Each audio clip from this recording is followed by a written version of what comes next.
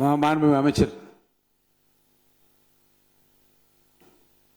மிகு பேரவை தலைவர் அவர்களே, வாய்ப்பை வழங்கிய தங்களுக்கு என்னுடைய நன்றியை தெரிவித்துக் கொள்கின்றேன். இன்றைக்கு மாண்புமிகு முதல்வர் அவர்களுக்கு பிறந்த நாள். இந்த பிறந்த நாளில் விடுதலை சிறுத்தைகளின் சார்பில் அவர் தமிழ் போல் சிறந்து செழிப்பாக வாழ எங்களுடைய தலைவர் எழுச்சி தமிழர் தொல்காப்பியன் திருமாவளவன் அவர்கள் சார்பிலும் விடுதலை சிறுத்தைகளின் சார்பில் வாழ்த்துகின்றேன். நேற்றைக்கு நான் திருவண்ணாமலை மாவட்டம் அங்கே சென்ற பொழுது அது ஈழத்தமிழர்கள் குடியிருப்பு பகுதிக்கு என்னை அழைத்து சென்றார்கள். அப்படி சென்று கொண்டிருந்த பொழுது அந்த குடியிருப்பில் பல கோரிக்கைகள் வைத்திருந்தார்கள்.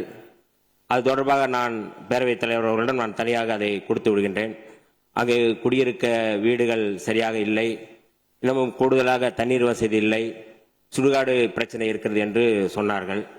அதை இந்த நேரத்தில் மாண்புமிகு முதல்வர் அவர்களுடைய கவனத்திற்கு கொண்டு செல்வதன் நோக்கம், அந்த ஈழத்தமிழர்கள் குடியிருப்பில் முதல்வர் அவர்களுக்கு பிறந்தநாள் வாழ்த்துக்களை தெரிவித்து ஈழத்தமிழர்கள் சார்பாக பிறந்தநாள் வாழ்த்துக்களை தெரிவித்துக் கொள்கிறோம் என்று சொன்னதின் அடிப்படையில் இந்த செய்தியை சொல்கிறேன். அது வீடியோவாக எடுத்திருக்கிறோம், அதை நாங்கள் பகிர்கிறேன்.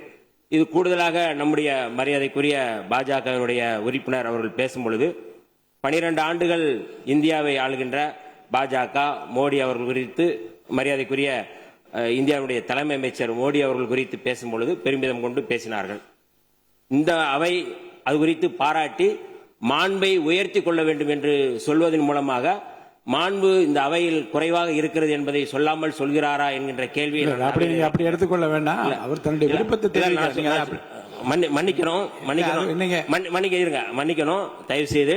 ஏனென்றால் தமிழ்நாட்டுக்கு தேவையான நிதி, நான் அது ஏற்கனவே நம்ம தேசிய கல்விக் கொள்கை 2020 இந்த அரசு மாண்புமிகு அமைச்சர் இந்த மாண்பு உறுப்பினர் பாருங்க, மாண்பு உறுப்பினர் பேசிய அந்த உரையில இருந்து நீங்கள் மறுப்பு சொல்லுகிற கருத்து எதுவும் இருப்பதாக எனக்கு மனதுக்கு படவில்லை.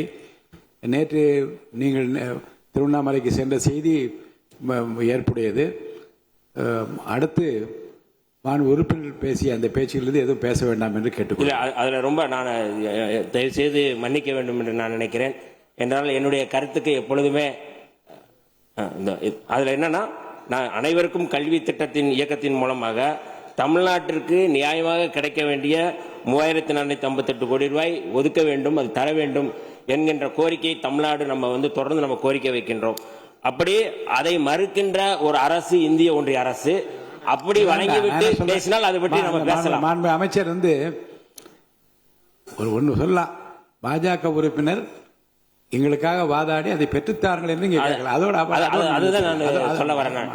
அது குறித்து அவர் பேசி இந்த மாண்பை உயர்த்துவதற்கு இரண்டாவது அவர் சொன்ன அந்த படுகர் சமுதாயம் அப்படிங்கிறது, நாங்கள் சமூக நீதி துறையின் சார்பாக ஏற்கனவே இந்த கோரிக்கைகள் நிறைய நம்முடைய துறையின் சார்பாக வந்திருக்கிறது.